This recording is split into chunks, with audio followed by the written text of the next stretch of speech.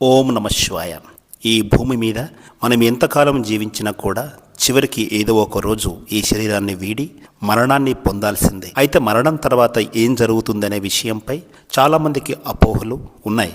అయితే ఈ విషయం గురించి వేదాల్లో ఇటు భగవద్గీతలో స్పష్టంగా పేర్కొన్నప్పటికీ సమాజంలో మాత్రం వీటిపై భిన్నాభిప్రాయాలు వ్యక్తమవుతుంటాయి. మానవ జన్మ చాలా దుర్లభమైనది. అది 84 లక్షల జన్మలు జీవుల శరీరంలో ప్రవేశించిన తర్వాత చివరికి మహాపుణ్యం చేస్తే మళ్ళీ మానవ జన్మ లభిస్తుంది అనే వాదన కూడా ఉంది. అయితే మనకి శాస్త్రాల ప్రకారం కానీ భగవద్గీతలో కానీ ఎక్కడ కూడా పుట్టినవాడు మరణించక తప్పదు, మరణించిన వారు తిరిగి జన్మించక తప్పదని మాత్రమే పేర్కోవడం జరిగింది. కానీ ఎక్కడ ఈ ప్రస్తావన ప్రత్యక్షంగా లేదు. అంటే పుట్టుక మరణం అనే విషయాన్ని మాత్రమే ఇక్కడ మనకి గీతలో ప్రస్తావించడం జరిగింది.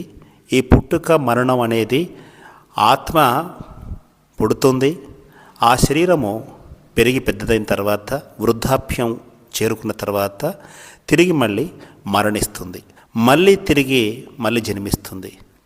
జన్మకి వివిధ జీవుల్లో జన్మించే అవకాశం ఉంటే మరి ఈ విషయాన్ని స్పష్టంగా చెప్పి ఉండేవాళ్ళు. కానీ గీతలో ఎక్కడ కూడా ప్రస్తావన చేయలేదు. అంటే గీత పరోక్షంగా మనిషిగానే జన్మిస్తారు అనే విషయాన్ని ధృవీకరిస్తుంది. ఎందుకంటే పుట్టినవాడు మరణిస్తాడు, మరణించినవాడు పుడతాడు, మళ్ళీ మరణించినవాడు మళ్ళీ పుడతాడు. సో ఈ విధంగా చూసినప్పుడు మనిషి ఆత్మ అనేది అవినాశి, దానికి వినాశనం లేదు. అది ఒక చైతన్య శక్తి, ఒక సంకల్ప శక్తి.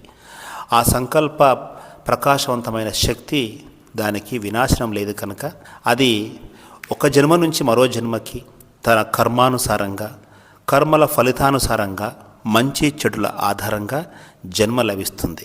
కాబట్టి ప్రపంచంలో అందరూ ఒకేలా ఎందుకు లేరు? ఈ తరతమ భేదాలు ఎందుకు ఉన్నాయంటే ఇక్కడ మనకు సనాతన ధర్మంలోని ఋషులు మునులు చెప్పిన మాట మనకు స్పష్టంగా అర్థమవుతుంది. ఈ సృష్టి, ఈ పృథ్వీ అనేది మనుషుల యొక్క కర్మలను బట్టి కొనసాగుతుంది. ఉత్తమ కర్మ చేసినట్లయితే ఉత్తమ జన్మ లభిస్తుంది, అధమ కర్మలు చేసినట్లయితే అధమ జన్మ లభిస్తుంది. సో అధమ కర్మలు చేసి ఇతరులకు దుఃఖాన్ని కలిగిస్తే తప్పకుండా మరి మరో జన్మలో మానవునిగా జన్మించిన ఆ దుఃఖం యొక్క ఫలితాన్ని తిరిగి తాను కూడా పొందవలసి ఉంటుంది. ఇలా ఈ ప్రక్రియ కొనసాగుతుంది అని చెప్పడం జరిగింది.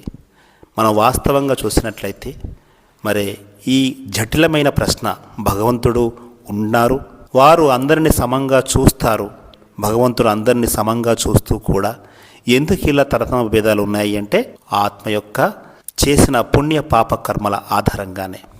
కాబట్టి ఆత్మ పాపము కానీ పుణ్యం కానీ చేస్తే అది ఈ జన్మలో కానీ లేదా మరో జన్మలో కానీ దాని యొక్క పర్యవసానాన్ని అనుభవించాల్సి ఉంటుంది.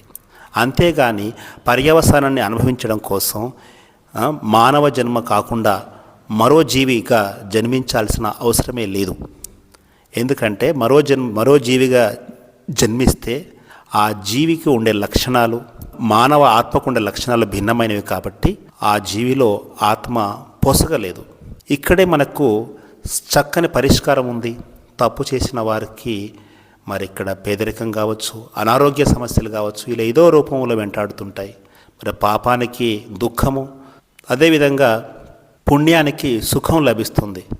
కాబట్టి భగవంతుని యొక్క ఈ ప్రకృతి నియమం ఏదైతే భగవంతుడు ప్రకృతికి ఒక నియమాన్ని ఏర్పరిచారు, మంచికి మంచి, చెడుకు చెడు.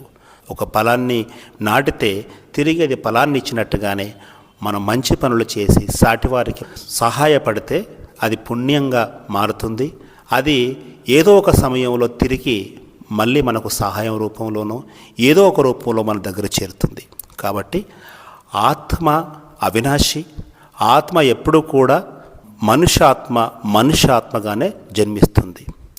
కాకపోతే తన యొక్క సాధన, అభ్యాసము, ప్రస్తుత జన్మలో ఉన్న పుణ్య పాప కర్మల ఆధారంగా ఆత్మ యొక్క స్టేటస్ పుణ్యాత్మగా కానీ లేదా పాపాత్మగా కానీ మారుతుంది. తదనుగుణంగా దుఃఖాన్ని, సుఖాన్ని అనుభవించాల్సి వస్తుంది. ఇవన్నీ కూడా మనం అర్థం చేసుకోవాల్సిన విషయాలు. ఆత్మ ఏనాటికి మరణించదు. ఆత్మ మనుష్యాత్మగానే జన్మిస్తుంది. కాకపోతే గత జన్మలో చేసిన పర్యవసానాలని ఈ జన్మలో అనుభవించాల్సి ఉంటుంది. కాబట్టి మనం మంచి కర్మలు చేసి నడవడిక మంచిగా ఉన్నట్లయితే అందరితో మనం సహకార భావంతో సమభావంతో నడిచినట్లయితే ఆత్మకు ఎలాంటి పాపము అంటుకునే అవకాశం ఉండదు.